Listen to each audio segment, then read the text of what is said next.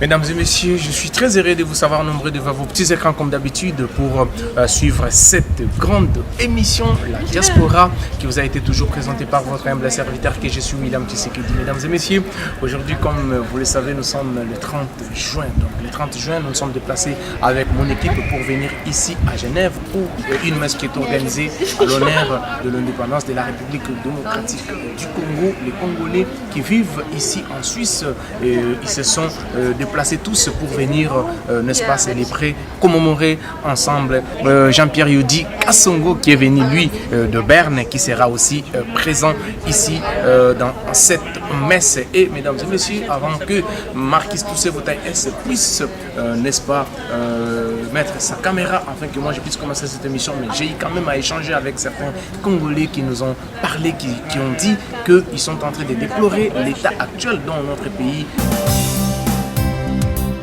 Aujourd'hui, la RDC a totalisé 64 ans. Si c'était un enfant, soit un homme, nous dirons que 64 ans d'âge. Quelle lecture faites-vous après l'indépendance et avant l'indépendance et après l'indépendance, selon vous? La lecture faite avant l'indépendance, le Congo était encore bébé. Nos héros nationaux ont lutté pour cette indépendance parce qu'ils avaient compris que l'homme blanc ne pas de développement de notre pays, alors qu'ils se sont battus pour que nous ayons une indépendance non seulement politique, mais également économique. Et cela a été fait, tel que vous le savez. Cette indépendance a suivi une période de turbulence, guerre, agression, orchestrée par ceux-là qui ne voulaient pas, qui ne veulent pas le développement de notre pays et qui voulaient toujours nous maintenir sous l'esclavagisme. 64 ans aujourd'hui, le Congo est devenu majeur, adulte. C'est cette incarnation suite à cette maturité, le Congo a eu la chance d'avoir un président de la République, son Excellence Félix Antoine Tshisekedi, qui est un grand nationaliste, qui s'est battu pendant une trentaine d'années pour l'indépendance de notre pays, pour la démocratie. Et voilà, aujourd'hui, le Congo, c'est un éléphant qui commence à se réveiller. Malheureusement, les ennemis du peuple congolais ne croisent pas les bras. Ils nous ont agressés par les criminels rwandais qui ne peuvent vivre que de nos ressources minières. Ainsi, sous l'impulsion de son Excellence, Monsieur le Président de la République, chef de l'État, depuis sa rencontre du 25 janvier avec tous les chefs de mission diplomatique, il leur a confié la mission de la diplomatie et les gens sont déterminés à le soutenir et à appuyer les œuvres de développement de notre pays. Et certains ont échangé avec nous, demandant si nous pouvons copier le modèle suisse en encourageant les petites et moyennes entreprises à se développer pour que nous réduisons le nombre de chômeurs du pays qui sont prêts à investir. Ok, nous allons aussi vous poser une question parce que vous avez accueilli la première édition ici en Suisse, le forum qui a été organisé à Berne, dont vous étiez le chevronné. Dites-nous comment avez-vous trouvé cette première édition? Est-ce que comptez-vous encore organiser une autre, pourquoi pas la deuxième, troisième, ici en Suisse, précisément à Berne? Congo Swiss Business, Belton. C'est une initiative entre les deux gouvernements, la République démocratique du Congo et la Suisse. Nous devons organiser chaque année l'approche de nos fêtes nationales, c'est-à-dire le fête de l'indépendance, d'une manière alternative. Malheureusement, il y a 3 premières éditions qui se sont déroulées à Kinshasa à cause du confinement, suite à la résurgence de la maladie de Covid-19. Et la première édition a eu lieu pendant notre mandat. Nous sommes très satisfaits de la réussite. Moi, je ne m'imaginais pas, mais je vis même l'ingéniosité des Congolais qui sont venus vendre le pays et montrer aux investisseurs suisses que le Congo n'est pas un trou noir comme ils le pensent. Le Congo, c'est une terre très fertile. Le Congo, c'est un pays solution. Tout est là. Nous avons la crème intellectuelle, nous n'avons pas seulement les minéraux, nous avons aussi nos terres arables, nous avons la forêt et le cours d'eau.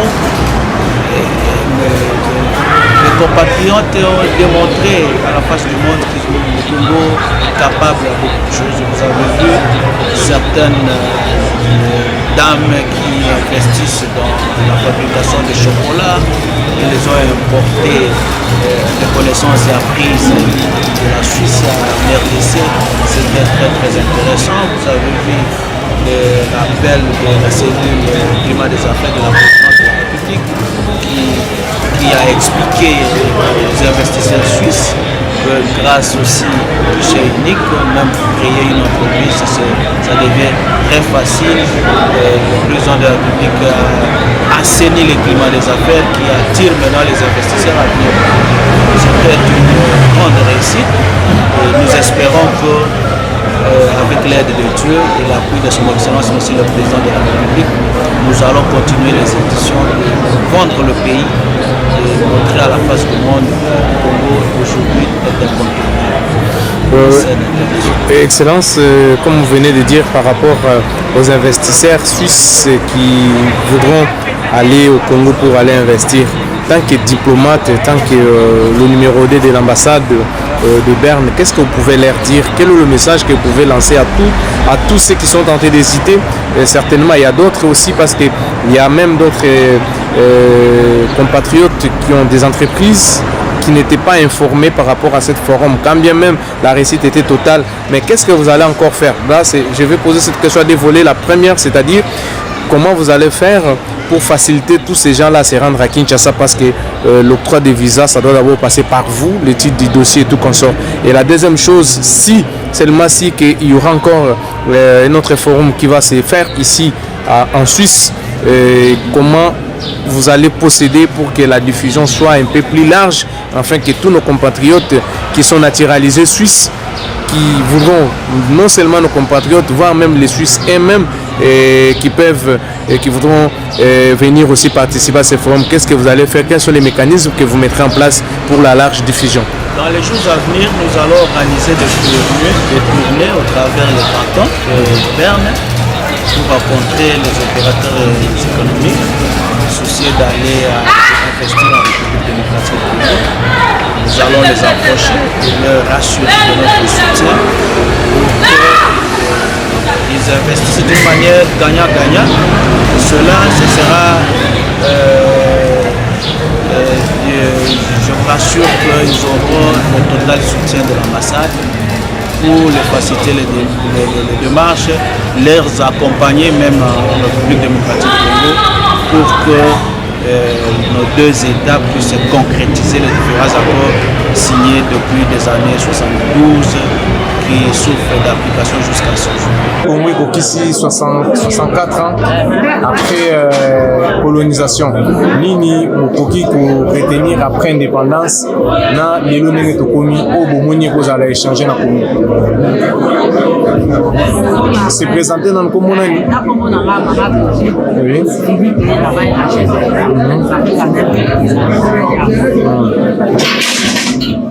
La carte à communauté congolaise, oui.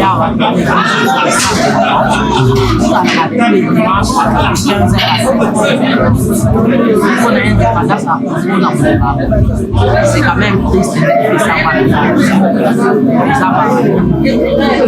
ça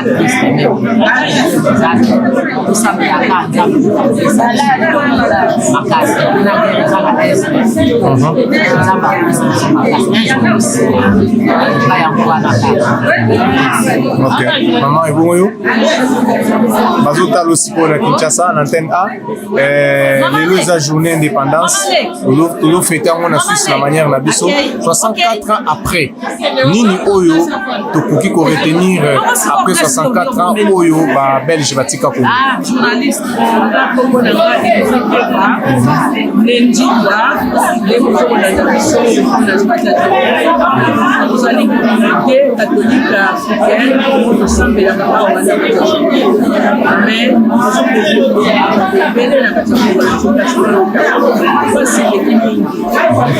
je sais que ça quelque chose parce que chaque jour, chaque jour, il y a des histoires.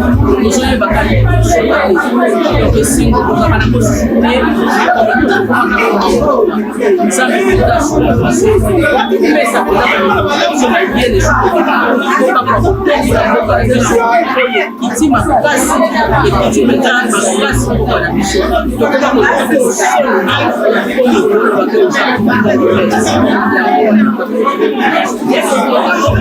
Merci beaucoup.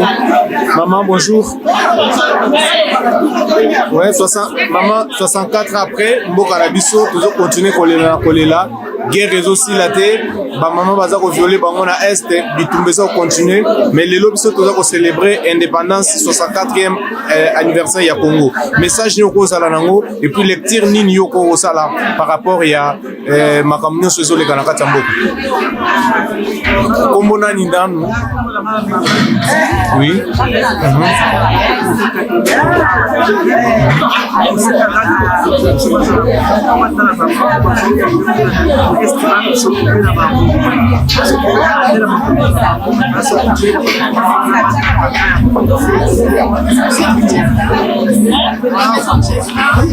Voilà, merci. Et donc, on s'est habitué à la caméra. Voilà. On continue. Bonjour. Vous êtes congolaise? Oui, mais pourquoi? C'est juste une petite interview. Vous avez déjà été au Congo? Combien de fois? Plusieurs fois. 64 ans après l'indépendance, les Congos continuent toujours à pleurnicher. Il y a toujours la guerre, il y a le moment qui sont violentés et tout ça. Qu'est-ce que vous pouvez dire par rapport à tout ce qui se passe après l'indépendance? J'ai rien à dire spécial. Je pense que les gens doivent se réveiller, on doit arrêter de penser qu'à l'argent, on doit plus penser aux personnes, on va dire, mais on doit faire passer l'humain avant l'argent. Et je pense que c'est ça. Merci beaucoup. Merci. D'après ces Congolais qui vivent ici en Suisse, ils ont dit que c'est comme si nous sommes en train toujours de vivre l'époque de l'indépendance. Après l'indépendance, c'est comme si avant l'indépendance. Par contre, nous devrions évoluer parce qu'il y a plusieurs années que notre pays a eu son indépendance officiellement par le Belge. Donc c'est pourquoi nous sommes là, fidèles téléspectateurs. Nous allons vous laisser suivre comme si vous étiez avec nous ici en Suisse. Et on va, n'est-ce pas, interviewer certains des Congolais qui vont devoir parler à travers cette émission La Diaspora. Merci, faites confiance à la chaîne des références Antenne A, la toute première chaîne privée et agréée en République démocratique du Congo. Et moi, votre humble serviteur William Tshisekedi, avec Marquis Toussé Votaï S, nous sommes toujours à vos côtés pour vous montrer tout ce qui se passe ici en Suisse. Et on se retrouve par la suite. Nous entrons à l'église où se passe la messe. À tout de suite.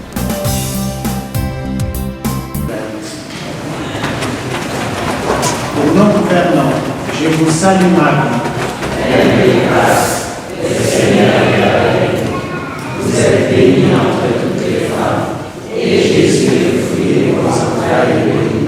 Sainte Marie, Mère de Dieu, priez pour nous pauvres pécheurs, maintenant et à l'heure de notre mort. Amen. Pour le retour de la paix au Congo, je vous salue Marie. Mère des grâces, le Seigneur est avec vous.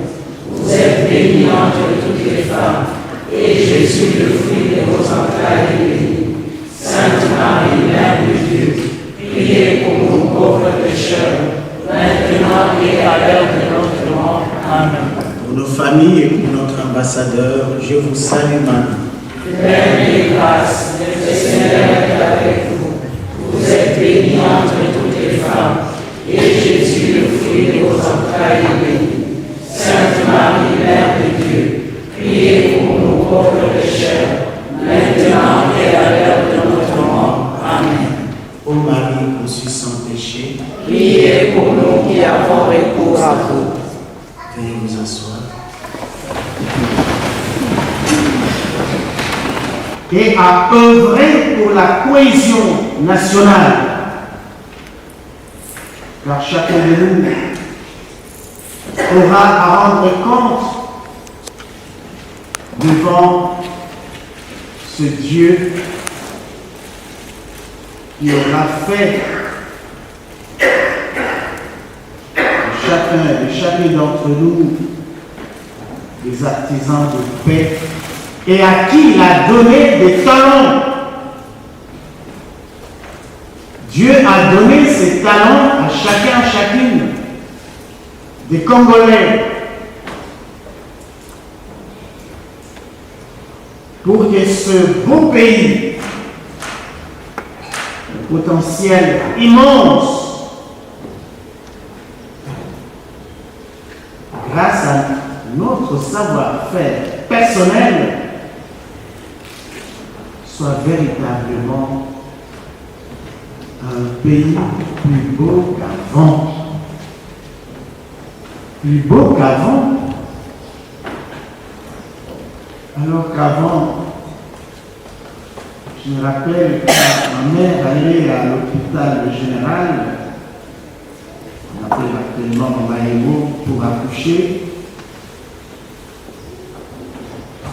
J'ai quitté l'école à midi pour aller manger à la maternité.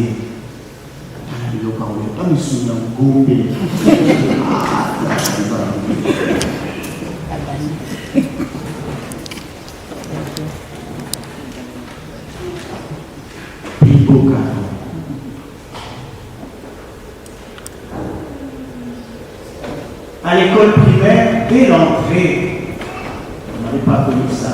On distribuait des ardoises, des cadres et tout ça. Donc on avait la douche.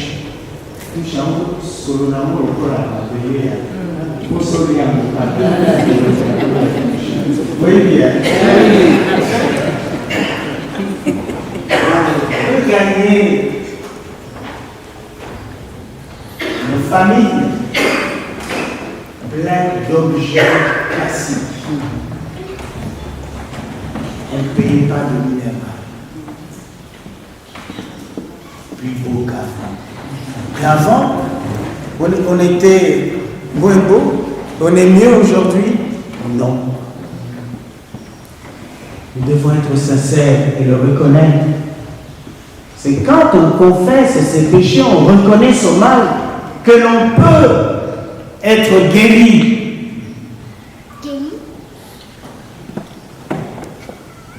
Qu'avons-nous fait de notre pays? C'est la question qui nous sera posée, bien-aimés frères et sœurs, quand nous nous présenterons devant le tribunal de Dieu. Qu'avez-vous fait de toutes ces richesses, de toutes ces potentialités que je vous ai données gracieusement? C'est la même question que Dieu avait posée à Caïn. Après avoir tué son frère, qu'as-tu fait de ton frère? Où est ton frère? Et sa réponse, je ne suis pas gardien de mon frère. Si. Eh bien, nous vivons et nous répondons comme Caïn. Et talingaïté. Est-ce que Zangai, Motonako Salaboy, Nakobomis, et talingaïté? Je crois il y a 20 ans en arrière, j'étais à Chicago. Il y a 20 ans en arrière. Ça n'a rien à voir avec aujourd'hui. Un jeune homme me disait Bokambo, Tote Kamokaka, Motomotos a parlé. N'est-ce pas que Baboto Batika la Biso, Tote Kamotoa Kabola, Bokamoli Bionos Bokomi Mitelengano. Ce n'est pas une manière d'agir ni de faire, c'est de l'irresponsabilité. La cause, bien-aimés frères et sœurs, de tout ce qui nous arrive, n'est pas située à l'extérieur de nous-mêmes, mais nous devons examiner la responsabilité de chacun de nous, tous ensemble, comme une collectivité. Il y a des choses que nous faisons et que nous ne devons pas faire. Et il y a des choses que nous faisons et que nous devrions faire. Que nous ne faisons pas, que nous devrions faire. Car le mal qui ronge notre société est devenu normal. Et le bien est devenu anormal. Il nous faut un changement radical. Un changement radical de chacun de nous. Une véritable métanoïa. Nous devons changer de paradigme. La manière d'être, de faire et de concevoir. C'est dans cette logique-là que le nouveau Congo peut renaître.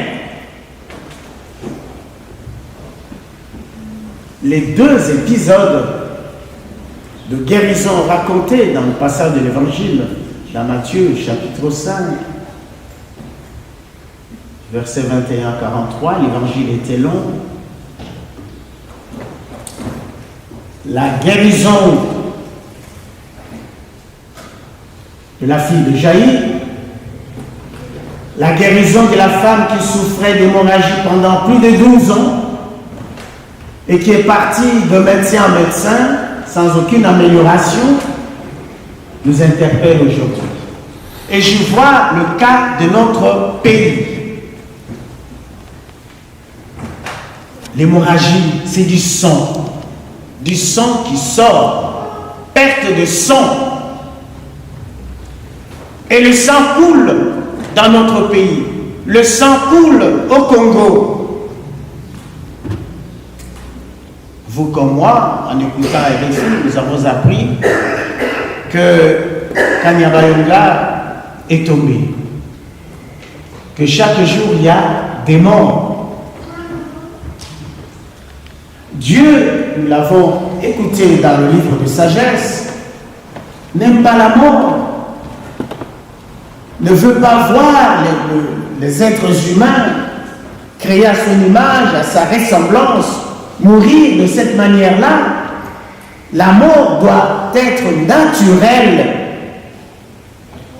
Il faut y mettre fin. La femme qui souffrait d'hémorragie, qui allait de médecin en médecin, c'est comme le Congo. Cette hémorragie, des crises à répétition. On continue de connaître des balais diplomatiques, de Sun City 1, Sun City 2, et toujours des négociations. Rien. Ça n'a jamais rien apporté. Que faut-il faire alors? Une grande remise en question. Il faut une véritable volonté. Je pensais à la vie. On a l'habitude de dire que faire la politique, c'est un sacerdoce, dit-on. Et en pensant à cette manière de comparer, je me suis dit, les choses pourront changer lorsque chaque acteur se verra dans sa peau la manière de vivre des moines. Un moine religieux, c'est cette personne qui se prive de tout, qui mène une vie ascétique, de l'ascèse, de la privation. Et il nous faut des hommes et des femmes qui se privent de tout, renonce à tout pour que tout soit donné aux autres. Ça m'est accordé, j'en ai droit, mais j'y renonce pour faire vivre les autres. Notre Dieu est le Dieu de vie qui fait revivre. Et ce Dieu n'agit pas en dehors de nous, c'est avec nous et en nous. Comment devrais-je agir, faire, travailler pour faire vivre mon prochain?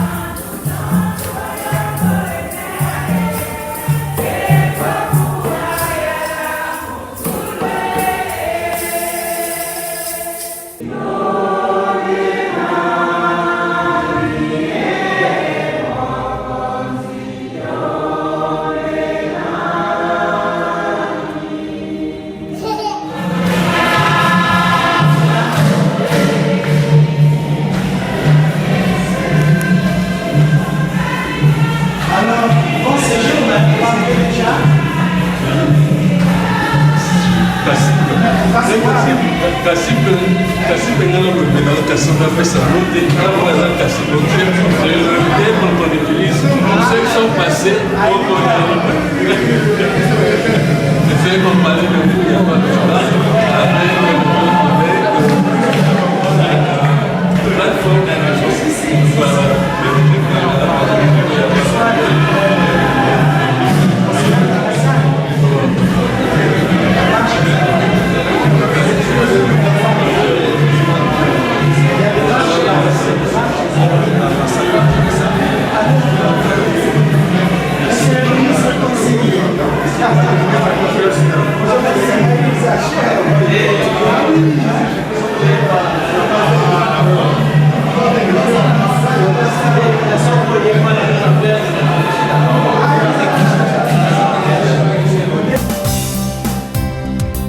Voilà, nous sommes arrivés à la fin de cette émission, fidèles téléspectateurs. Je crois bien que vous avez suivi avec beaucoup d'attention et puis les interviews que nous avons pu faire. Il y a aussi le premier Jean-Pierre Yudika Songo qui nous a accordé cette interview. Vous avez entendu ce que les Congolais pensent.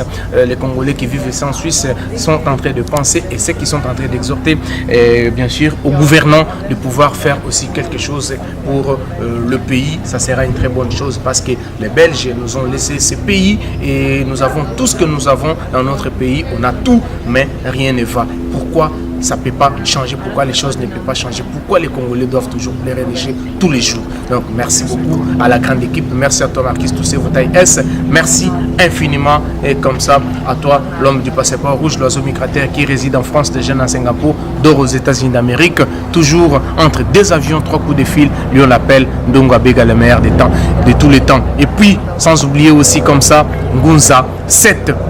Merci, ciao ciao.